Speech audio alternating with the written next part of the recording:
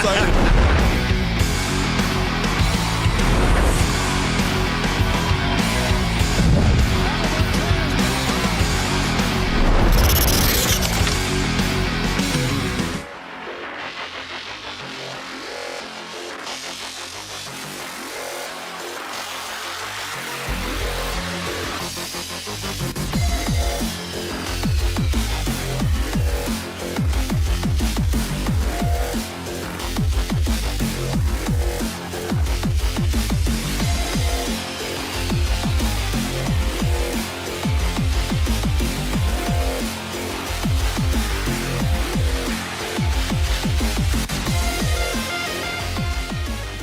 It's time for Two Guys and a Goalie with Dustin Nielson, Matt Kassian, and the goalie, Joaquin Gage.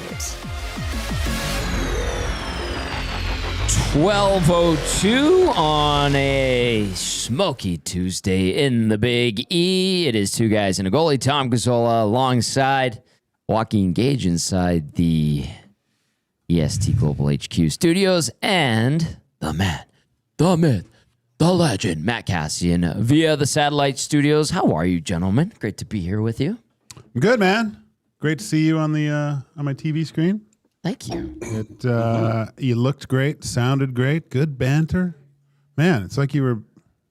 I think you got a career in this, Tommy. It's this is good. This is good to see. You know what? It's funny because my daughter saw you on there. Yeah. And then Dusty was on. And like you could see the wheels kind of turning a little bit, and you're like, "Don't you work with those guys?" I go, "Yeah." Like she didn't say, but she was kind of go, "Yeah, those are the guys I work with." And That's funny. And then this morning, the thing was on because we're back to normal. Yeah, like school's back. She's downstairs driving to school, which is so weird. I like this. Nuts. Oh. Yeah. Don't worry, Cass. Yours is coming soon. It's crazy. It's absolutely nuts. But she's downstairs and sees the morning show on, and she was like, she acted like a nasty that didn't know Dusty was back. She goes, "Oh, are you still doing that?" I go, "What do you think? Where do you think I go every afternoon?" Just to, Daddy's going to work. and I was like, "Oh my gosh!" So. And because all her teachers, there's a lot of nasties as teachers, I think, that listen. I love to us. that. And so they, no, it was cool. Then we got the picture. Not allowed to post it. She has final, what's that called when they have final cut rights Veto, or whatever in a movie? executive. Final editing rights with her pictures. I'm not allowed to post any picture of her on my social media. But while driving. And I'm driving, she can take at least 100 to 150 Snapchats of me driving, and that's fine. But I got the dog, got her, final day of school, grade 12. See you later. It's beautiful. Thank you very much for the nice compliment. There is a crisp $5 waiting for you in your locker. Better be U.S. funds. We'll see. Hello, Cass. How are you? It looks like you got a fresh cut. It was great seeing you at the golf course the other day at the Damon Bunting golf tournament. Fantastic. I saw Chappie yesterday. He was patrolling the sidelines. He led the prayer circle at the end of the Labor Day Classic. What's going on, brother? Kids are in school. Oh, quiet. It's early mornings, high emotions, high excitement. They've been getting mad at me because I've been like playing different songs to wake them up, because usually they're still sleeping like when I wake them up, and they don't like when I do that, like when I just turn on something really, really loudly. But just and what's funny is I remember my dad doing stuff like that to us, and it just drove me nuts, like, and how upset and frustrated I would get. And now I'm doing it to them and just giggling to myself with how frustrated they are with it. I think, was today the hamster song? I think it may have been like the hamster song, like those type of things, like just dumb songs, or like like the 1812 Overture was last week. I think I did that one in the morning, like just that sort of stuff. But we're good. We're good. You know, it was a smoky long weekend. We're able to get out of town for a couple of days at least, which was nice. And then, right back into the thick of it. I almost forgot, guys. I almost forgot it was Tuesday today. It felt like Monday. And so I was not even paying attention. And then the sign-in link popped up for this, and I was like, oh yeah, shoot. I gotta eat quick. So my lunch is half eaten here. But I'm good. We're good. We're ready to go, guys. ready to dig in, ready to have some fun. It's like almost we're on the cusp of like straight madness. up back to normal. Yeah, madness is a fair way to describe it, but this is kind of the in-between week. Yeah, you get the normalcy of the kids going back to their routine. Everyone's kind of finished off their vacation. Reed Wilkins is in the house today, and Dusty will be back tomorrow, obviously, but he popped into the offices for a little bit. So we're like on the verge, and people are getting ramped up for hockey season, obvious. And like we saw the Oilers doing their captain skates yesterday. We've gotten past the Labor Day weekend, the Labor Day Classic, which is always a big one. So yeah, we're getting back into that rhythm and that groove, and it's kind of exciting. But at the same time, I don't know how you guys feel, but I'm like, I can still wait a couple more weeks before I really dive into the hockey, and we will dive into the hockey, obviously. But I don't know how you guys feel, but I'm like, I'm okay with a couple more weeks of a little bit of R&R, and then let's go into the madness. I don't mind talking about it. I'm the few more weeks, and I guess we kind of have it. Have I had a sufficient amount of time off to start dissecting a shift in the second period on the PK and what happened? Right? Oh, like yeah. that's what because these summer shows are great because they're very relaxed, and we're trying to find, certain things might pop up, other sports, different things. But it's nice and relaxing a little bit, and it's not all consuming, but now we'll have NBA, Yep. Then we'll have Major League Baseball playoffs. NFL starts Thursday. So there's going to be a ton going. The Connor McDavid saga keeps going here. So there's going to be a lot of stuff to talk about, which it's funny because you think, well, what are we going to talk about all summer?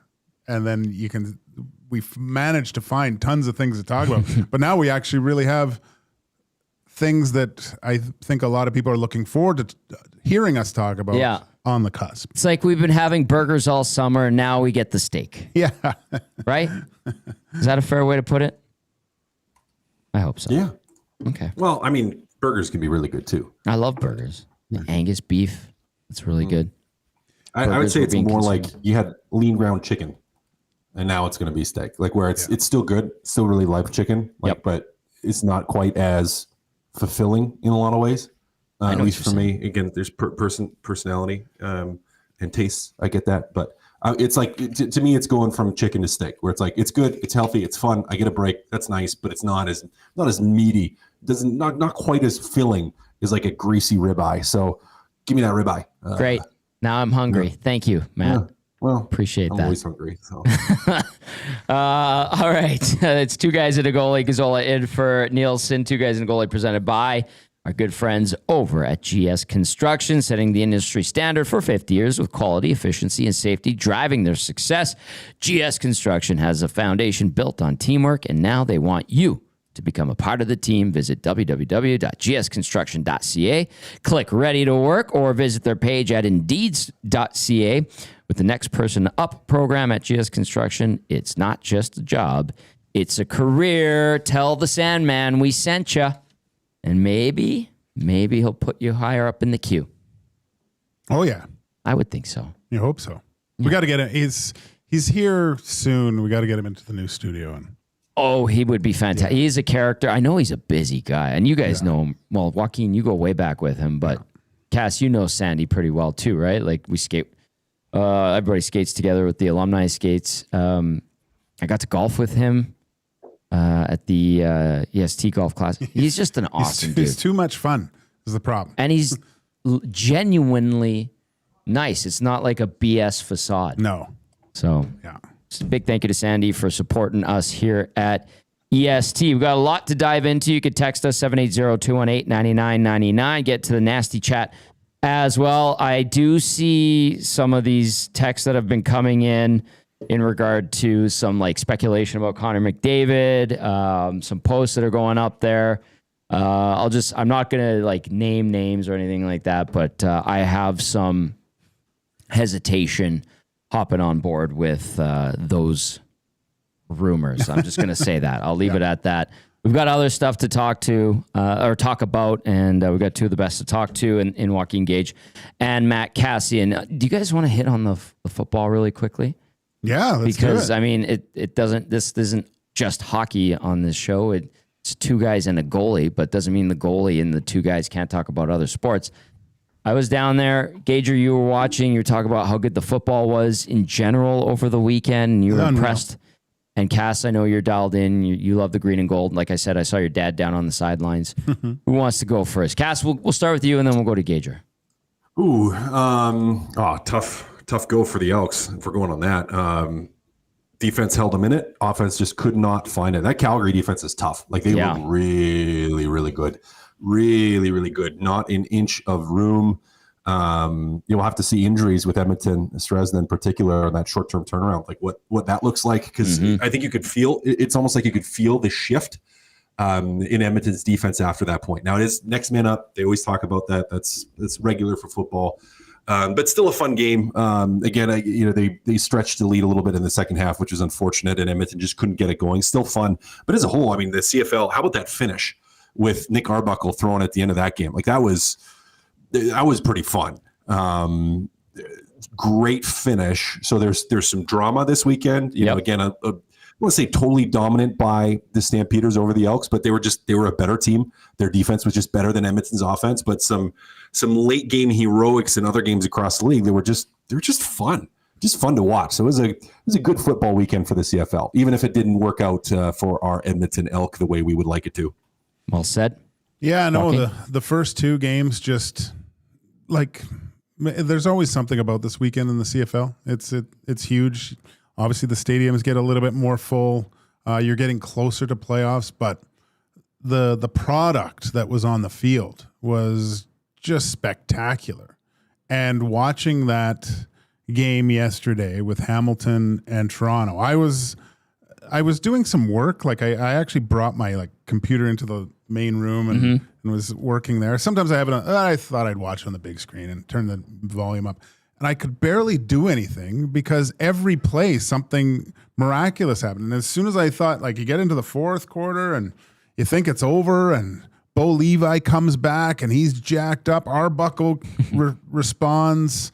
It was just, and then almost messing it up. What was the receiver? Dijon Brissett. Dijon almost turns it into complete mustard by not going out earlier. And I mean, it was a great finish. It makes you want, I'm intrigued for the next game against those two teams to see what happens. And then we got to the Elks game, and there was I was excited to watch it and see if they could keep these building blocks that they've been doing over the past few games going, but just ran into a superior team. And the defense, this is kind of, I did watch the CFL as a kid, but in a limited capacity because my cousin played. But this is the first year that I've really paid attention to a lot of it. Yep. And that defense was awesome with Calgary. They were just, and I think, was it you that said he looked like Frogger? That's how I thought Cody Fajardo looked. The way he had to dance around the pocket, forward, back, sideways, up. So yeah. And they got manhandled by the end of it.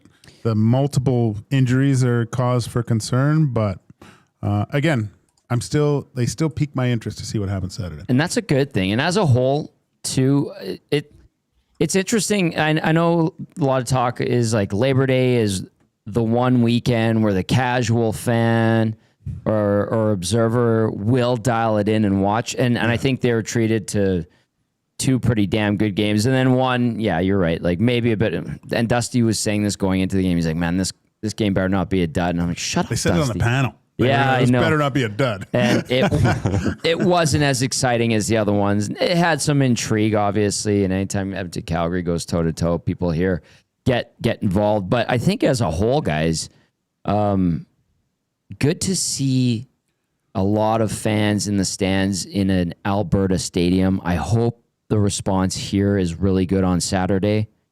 And it just feels like the league is in a good place. Yeah. there's good storylines and the ownership groups are stable. And, you talk about CBAs. We talk about CBA in the NHL so much. There's CBA news that Saravalli just put out, speaking of which. Anyway, the salary cap goes up for the first time in forever in the CFL. So it's good. I really hope it's drawing in more fans because it's our game. And listen, we're not getting an NFL team, not even Toronto. So it's nice to see people embrace our game. Well, look, we've been able to have access to a lot of the Elks and talk to them. A lot of these guys from the U.S. And one of the Elks' best players in Nick Anderson, and I believe it might have been the end of last year, but he said, and I'm quoting him here, or I'm not sure exactly. Paraphrasing. Sorry, that's what I'm looking for.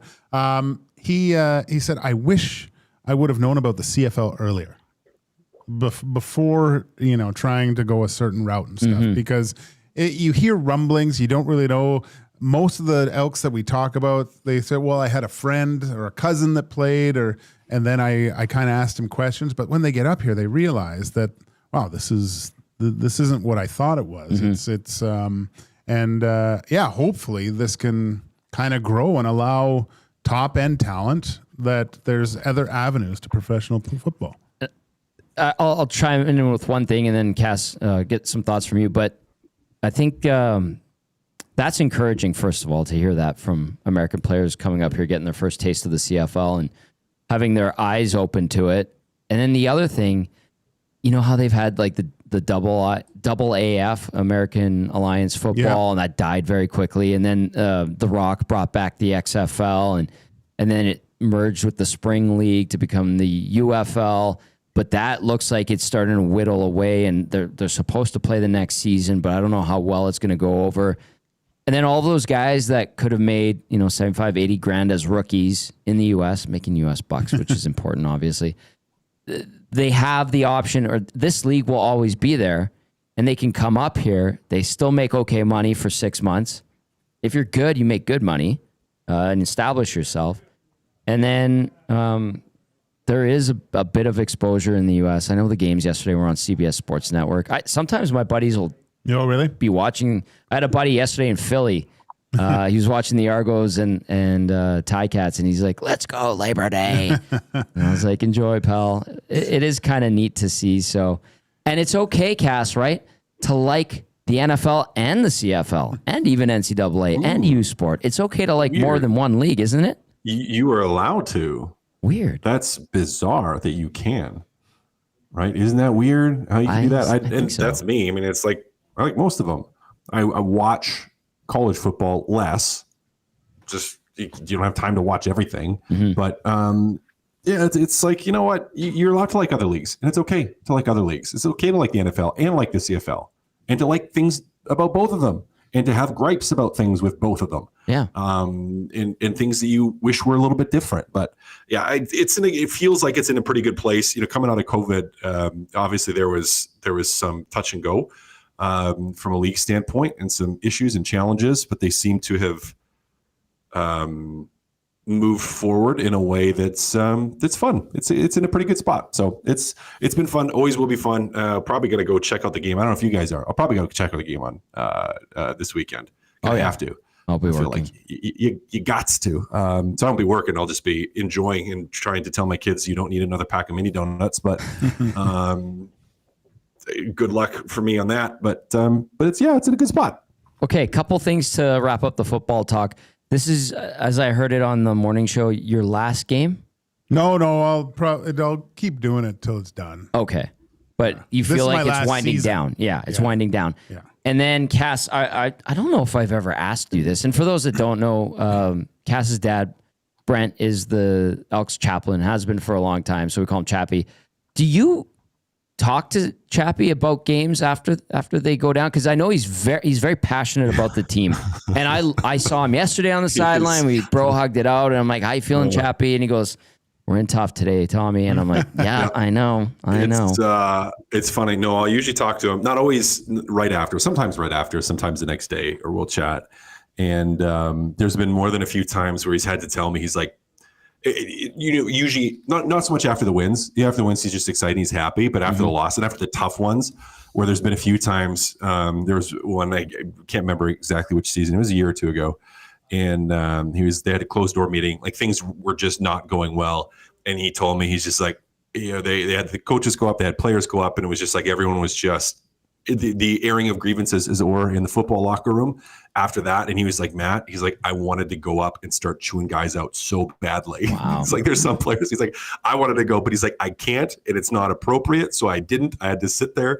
But he cares very, very deeply about that team, and very, very deeply about the players on that team, both past and present. So, he gets fired up, and he feels those losses. Like it eats away at him, and there's nothing, he doesn't get to call the plays. He's on the sidelines, but he's not, actively getting to do that. And I know it's bad because I can kind of see if he's ever on the sidelines and he starts standing closer to the officials. I'm like, all right, I know he's just trying to hold his tongue right now because he won't ever actually say anything to him, but he probably wants to. Like he gets fired up. So it's pretty fun. He doesn't ever betray anything. So I don't push for, we'll call it inside information, or what's actually going on inside the room.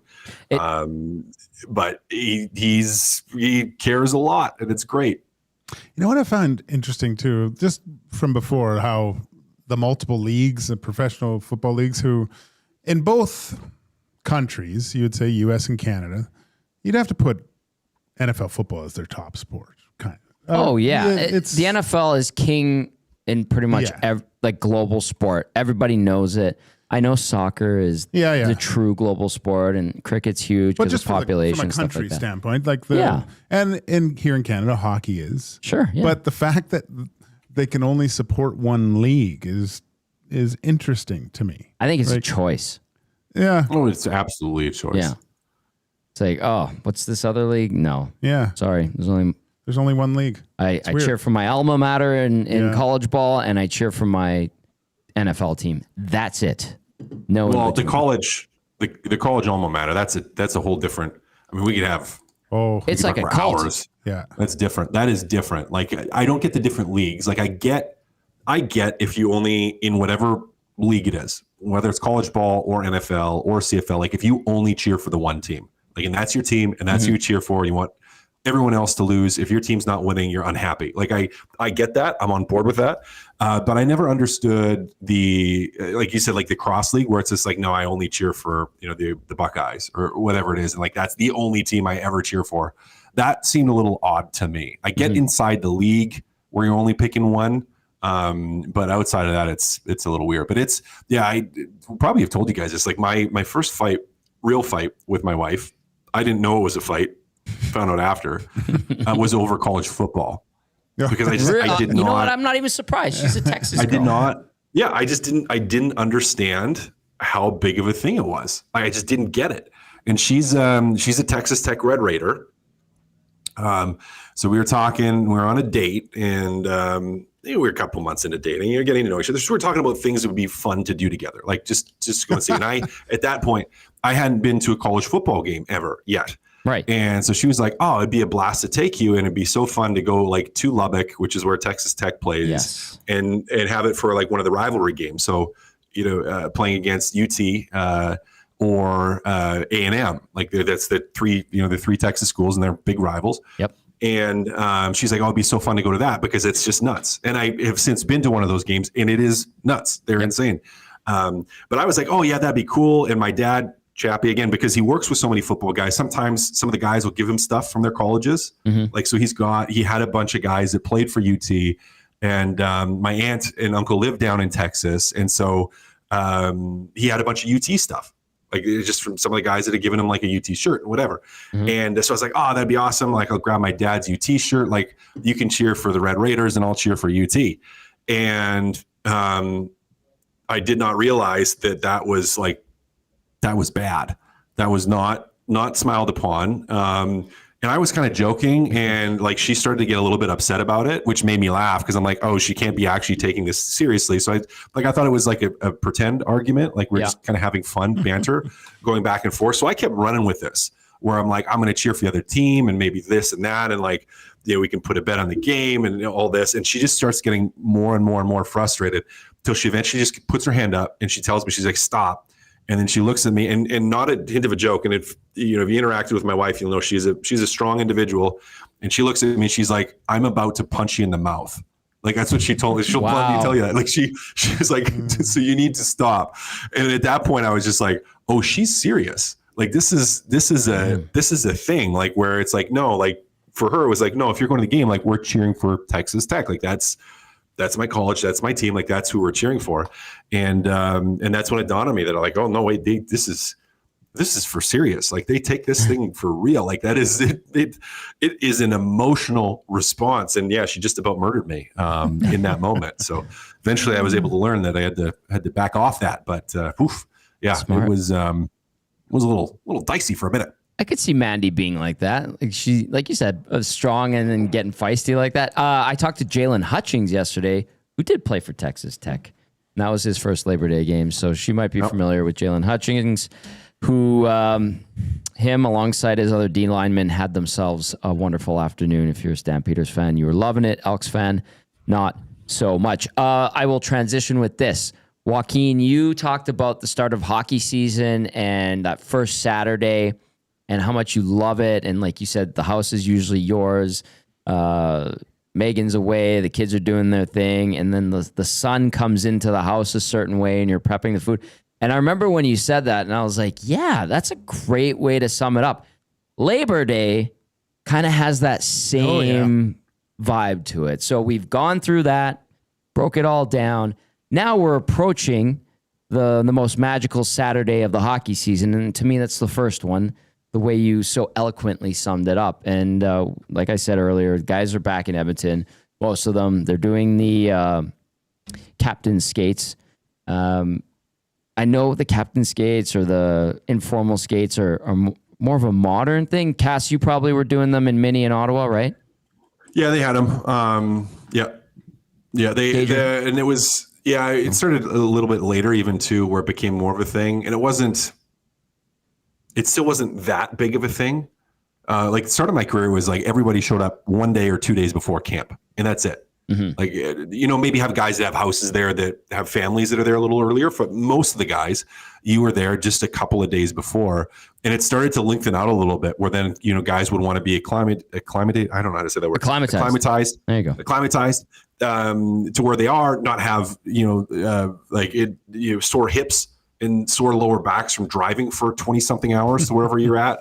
If there are guys that were driving. And so it just started to turn into a thing where guys would just be there a little bit longer. And then with anything in hockey, I mean, it's such a peer pressure driven environment, dressing rooms in hockey, maybe more so than a lot of other dressing rooms where you just, there's sometimes individuality is frowned upon. And that means there's some good things with that. And that means there's some challenging things with that.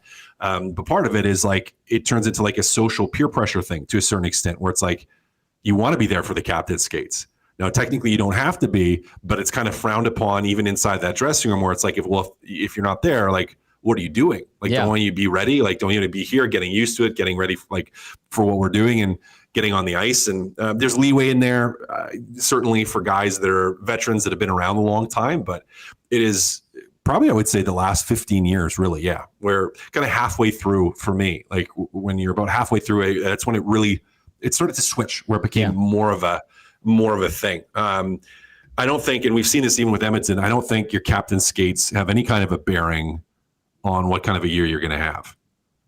They don't. I was going to ask you guys, and Kaz, really quickly, just to interject. I always kind of get a chuckle when people go, oh, you're back at the rink watching the guys skate. And it's like, yep. How does so-and-so look? How does that guy look? And I'm like, oh, I guess good. I mean, you can't really look bad in those skates. Is that fair? Oh, you can, unless it's like absolutely horrible and you're like, the guy's 30 pounds overweight. Like, he was drinking last night. Like, okay. Right. Like, you can't really tell. They're not going to tell you anything. I look really good in those skates. Toe drags all over the place. I know. I know. And then by the end of them, I'm like, okay, I got to get this out of my system. Then that's what it is. Just get it out of my system because all it's going to be in chip and chase. Yeah. Chip and chase and never try to do anything fun ever on the ice. Like that was how the mentality you have to get to. So no, it's not it's not going to have a bearing on that. And you're not going to be able to truly evaluate where a guy is at in that, because it's just not a game situation. It's not a full game situation. It's just not. Joaquin, as you know, we're talking about these captain skates here, and they're starting to kick up. When you were playing, what was the signal for you guys to get back to town? Like, did somebody put a phone call, or did like the team? And I know they still send letters to guys at times. Like, was there a letter from the GM? Like, what was the signal? It's like, I need to get my ass back to Edmonton. It's the plane ticket. That's they would just send you the plane ticket? Yeah. Okay. Yeah, that was when I came in and tested the next day. No, I can't remember. Like, captain skates back at that point. The only people, like Cass had mentioned, the guys that maybe, had families here were the only ones here because they're kid, and maybe they had young children getting ready for school, things like that, right? I want to say Ryan Smith, he would be out skating with the U of A guys. And I want to say there could have been a few other Oilers skating with U of A guys. Or what happened a lot of times is they would go back to their junior teams and skate there. Right. So yes, good point.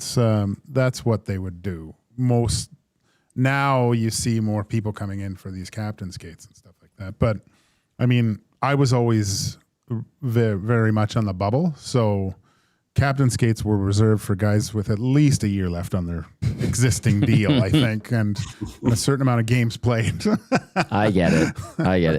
Perry Pern would, and I know that Perry was Pern, great, man. That was fun. It just wrapped up not long ago, but like it was the who's who of Edmonton hockey players or guys that like not from Edmonton, but like Well, I like, stayed Joaquin here. Gage is there. Yeah, or, I would stay when I started staying here in the summers. I went to Pern's camp. Yeah, and one time I looked around the dressing room and those little rooms at KC. at KC, yeah, and I counted. There were 9 Stanley Cups in the room. that's pretty cool. Yeah, and Aginla was still playing. Noodles was still playing, and I wish I would have just recorded Noodles talking in the dressing room, because A, he didn't shut up, and B, I could barely put my pads on because I was laughing so hard because he was just ripping guys, and so funny, and just like ripping Aginla, because Jerome came in and that was kind of the year where he really trimmed down. Like,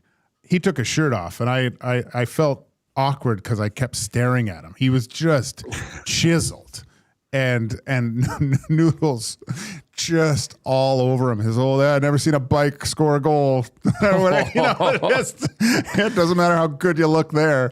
And it was so much fun to just laugh and stuff with those guys. But yeah, Noodles in a dressing room. You can see why he was so well liked throughout his whole career, because he's ultimate glue guy. He's an awesome guy. I ran into him during the 24 Cup final. There was a media meal at one of the hotels downtown for everybody that you could just pop in, and it was like a 4-hour window where you could go grab food. And I run into him in the lobby. He's like, "Are you going down for this meal?" I'm like, "Yeah." I'm like, "Are you tired, Noodles?" He's like, "I've been walking around talking to family, doing work." Oh, yeah. And then as he's saying that, this group of people come out to him. They're like, "Oh, Jamie, we're from St. Albert. We know your cousin." And he talks to them for like 15 minutes. And I'm just like, you know what? Screw this. I'm going to go eat. Like, I'm not waiting for you. When he comes out here, it's a massive business trip. He's so nice to everybody. So nice. Yeah, anyway, I think he's fantastic. And I love hearing those stories about Jamie McLennan. So we're lucky. We have a lot of good hockey people in this community. All right.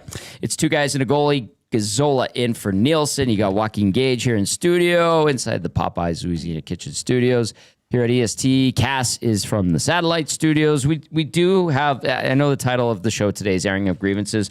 We'll get to Mitch Marner and him kind of talking about what happened at the end of his tenure in Toronto and what we think of it, obviously. But there is some news. Frank Saravalli putting it out there.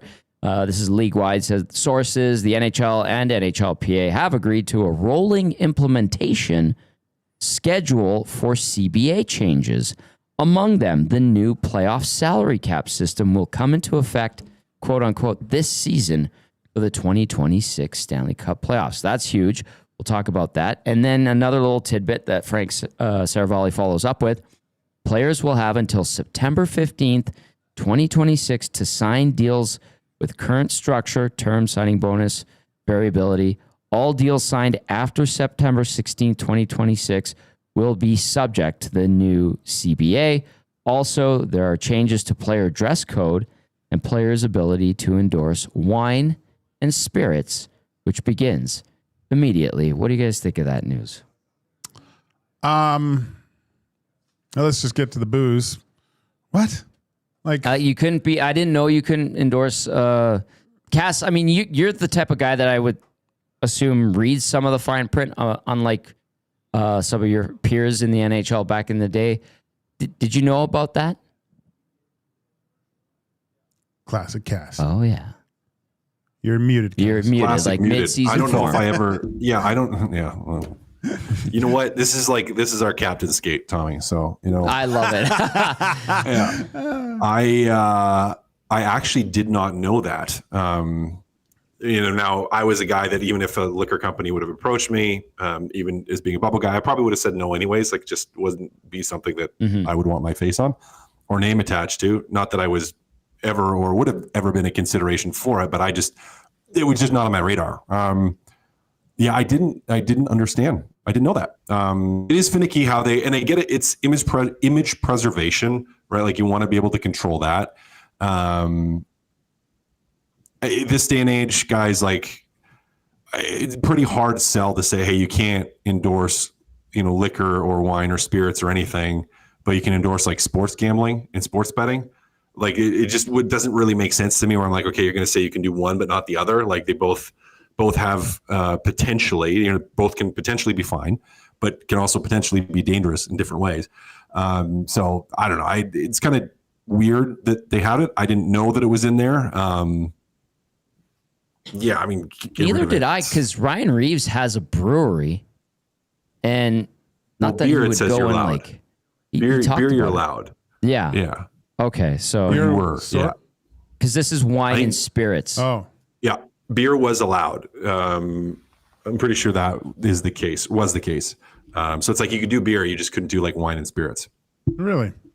That's like, why? I'm just trying to think why.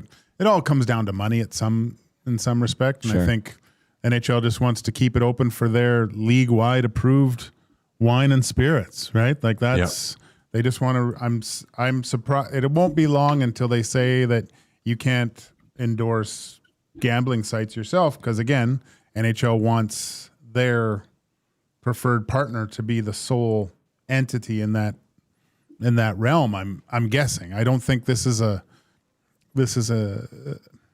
moral issue by any means. It comes down to dollars and cents and how can they maximize their dollars with certain products. I think you're right, Gager. And I also feel like maybe that was something that was in an old CBA that never really saw the light of day, and someone saw that line and is like, we should probably update that and make it clear. And so maybe that's one of them, but that's and Cass is right about like your image and how you want to be perceived to others, and guys factor that in. I mean, when you have a spotlight like being a pro athlete in a league like the NHL, you kind of want to be image conscious because it could affect something down the line or partnerships and things like that. So that one's interesting. The meat of this, though, guys, is the rolling implementation, as Frank put it, of the CBA changes, where we're going to see the salary cap system introduced to the playoffs this season. That's the 2026 Stanley Cup playoffs. And if you're wondering, like, what the hell is that? The NHL and the PA did ratify the CBA. This is via Puckpedia has the article. This is from July 11th. The new CBA is set to take effect September 16th, 2026. And with the new salary cap in the playoff, it's for each playoff game, the total cap hit of the dressed players must be under the cap ceiling for that season. Playoff cap calculations follow these rules. Performance of games played bonuses excluded. Players' cap hits are not prorated. Acquired players' cap hits net of retention count fully. Dead cap space. And then for the team that retains cap hit, the retention is prorated based on the remaining regular season days at the time of transaction. So that's kind of interesting. Cass, you had talked about this. On Gager, I'm sure you hit on it at times as well, but I vividly recall, Cass, especially going into playoffs, we would discuss it. And do you like that they're implementing it now before the new CBA actually takes full effect in September of 2026? Yeah, I do. Listen, if you know you're going to do it, it's not like this affects your contract negotiation as much. Now, it does affect trades potentially, like, and how that works affects LTIR and what teams are doing with that with the cap. Mm-hmm. But it doesn't change anything up front to how much money players are going to make. So I think from a NHLPA standpoint, you have the ability to move it in and move it in early. So why not? Why not do it now? Why not move it in now? From a planning standpoint, like just get it in. It's totally okay to me. I'm happy they're doing it. Like I think for as much as some people were like, oh, it doesn't make a difference, and oh, it's just part of it, and oh, all the teams do it. I'm like, I still think it was a bunch of garbage. Like it's just stupid to me. Like you have a team that was so far over the cap and able to do that with just keeping players injured for long enough and having them come back a little bit later for a long playoff season. I mean, I just didn't like it. So yeah, hey, put it in now. Put it in now. It's not like you're not changing a massive rule. You know, we're not going to look at this and go like, hey, Edmonton, if they would have had the ability this season, if they, let's say they don't win the Stanley Cup, if they only had the ability to manipulate the cap, they would have won in the playoffs. Like no one, or at least we shouldn't be having those conversations. I hope we don't have those conversations. Well, funny you say that. Well, continue. Yeah. I'll follow up. You can follow up, but I think it's fine. I'm happy with putting it in now. Yeah. Adrian, you want to hit on it before I get to this text that so perfectly meshes with what Cass was just saying? I love it. It's about time. Like, do it now. I think the league doesn't want another instance where they have a star player making $10 million sit out the last few months of the season and the other team scrambling around and bolstering their lineup and hitting the ground running with a $120 million cap team. Mm-hmm. You know, it's not, and you can kind of see just the undercurrents of it. You look at Vegas, Pietrangelo said he's out the year. Who knows how he feels playoff time? Kachuk out till February, whatever. You had Evander Kane sit out the entire season last year. They do not want this happening anymore. And I think this is great. Timber Woodsman, as Cass was discussing it, asked, with this cap hit in the playoffs, how many recent cups would the Oilers have won? And I think it's not so much who would have been at it, even though you talk about Evander Kane and how they were fortunate right. to utilize his situation to their advantage. But prior to that, like I think it's more so looking at like Florida and Vegas. And I don't know if I think Colorado was pretty kosher with their cup run in terms of like if you did the hypothetical, how much over the cap they would have been. Yeah. They had to use this new rule, but there's no Brad Marchand. There's no Seth Jones going to the Florida Panthers. Like, I get it, and maybe the Oilers would have won the cup, because I mean that team was so good from Florida this year, and they beat Edmonton in every aspect essentially, especially the last few games of that Stanley Cup final. So it is interesting, and maybe the Oilers would have a cup, but that again, you never know. And injuries and this and that. There's so many factors that go into a Stanley Cup run, but it is fun to chew on and think about. Do you think it would have changed Edmonton's fortunes if this had been implemented earlier, a couple of years earlier? You don't know. Maybe not. Maybe. You just don't know that. You don't know that. And to me, it's not about what happened in the past, because it's, we could talk the same about salary caps. We could talk the same about the way you're doing bonuses and contracts and delayed payment for contracts. Like some teams skirted through with a couple contracts. Like it's just, there's different things we can look back at and say, well, what if? And it doesn't matter because that wasn't the situation. So do they win?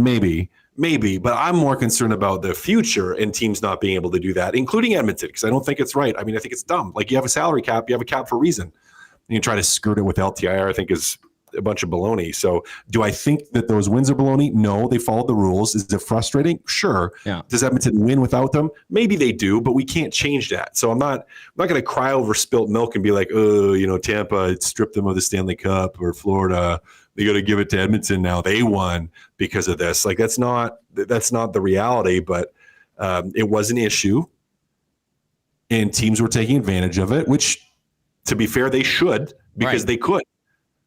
Right? Like, you should because you can, and other teams should have done it too. Now you can't anymore, and I'm fine with that. You can't.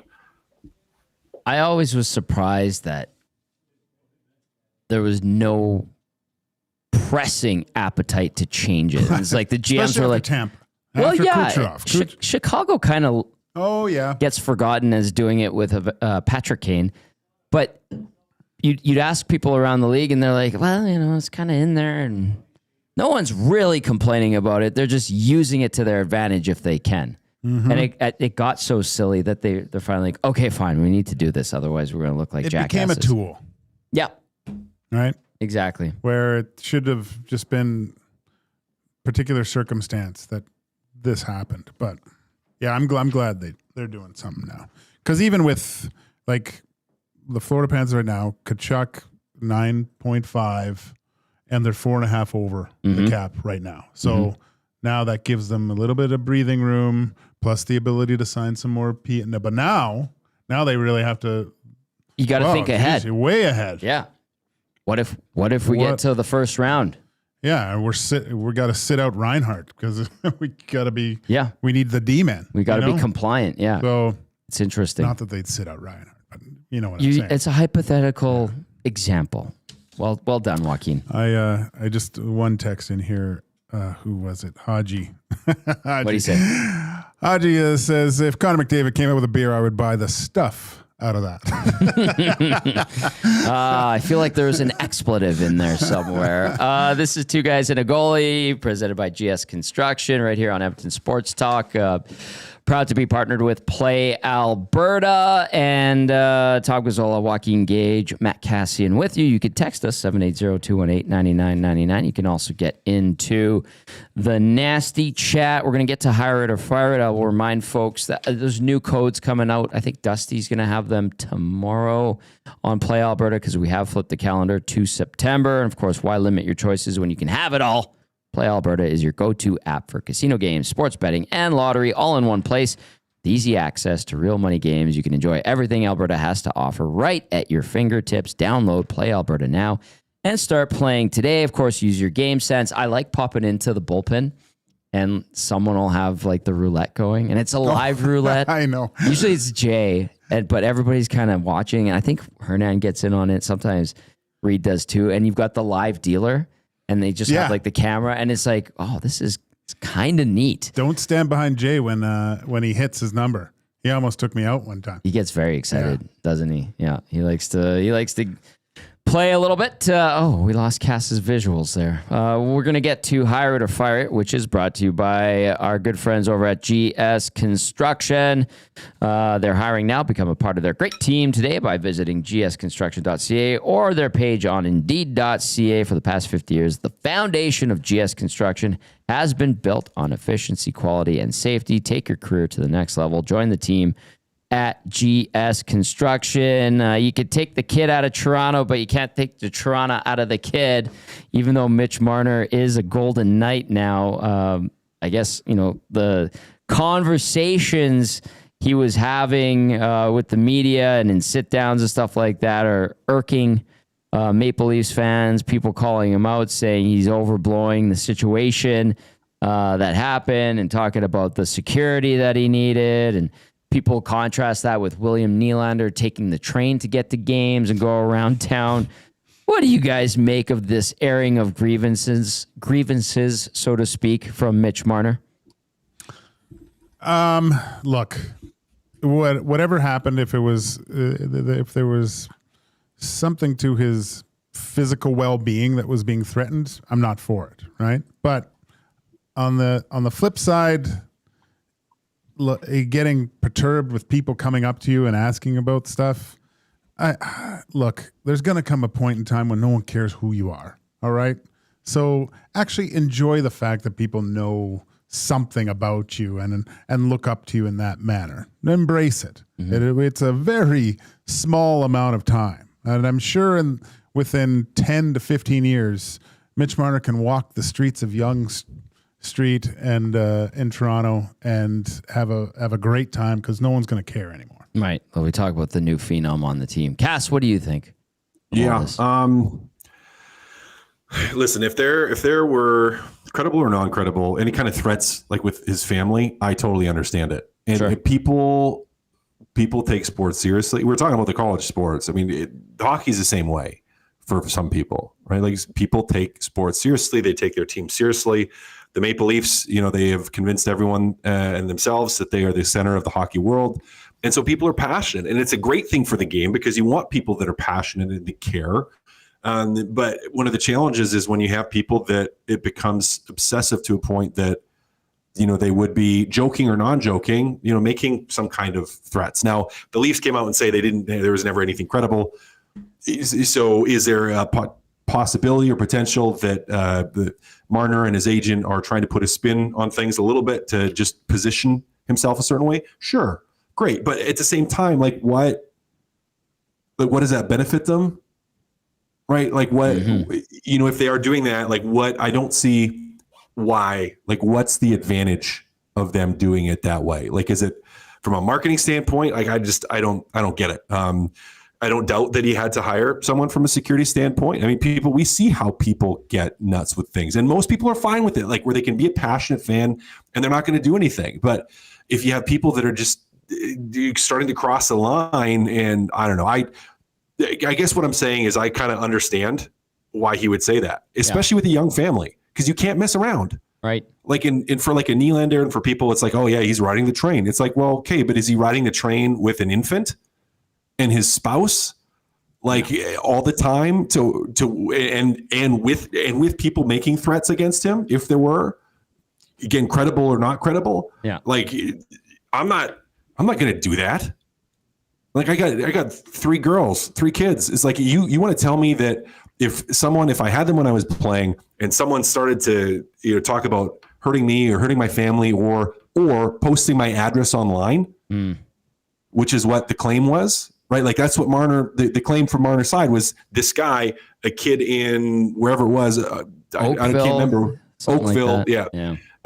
If he posted his address online, all of a sudden that becomes very, very real. Because even if this kid is just joking and kidding and well, what if someone actually sees that and acts on it? So I don't know. I'm on Marner's side on this. You got to protect your family. There are psychos out there. Yeah, and if my family is in if their safety is in jeopardy, and someone's posting things in my house, you want to tell me that that's not going to factor into my decision to leave and to go somewhere else where I'm not having to deal with that? It absolutely does. Absolutely does. Because his life and the life of his family is more important than the sport that he plays. For as much as we love hockey, it just is. It's not worth it. It's not worth having your family at risk. And I know that might make people in Toronto mad or upset or whatever, but it's listen, you want to have players not go through that. Don't be so crazy, and don't have so many people being so crazy about it. Enjoy your hockey, have fun, but leave it at the rink when it's done, and don't be tweeting, posting publicly players' addresses. To go to CFL, how many years ago was it? I'm trying to remember the name. It was the kicker for the Riders. Didn't they have someone was it Paul McCallum that they took a dump truck full of manure and dumped it on his front lawn?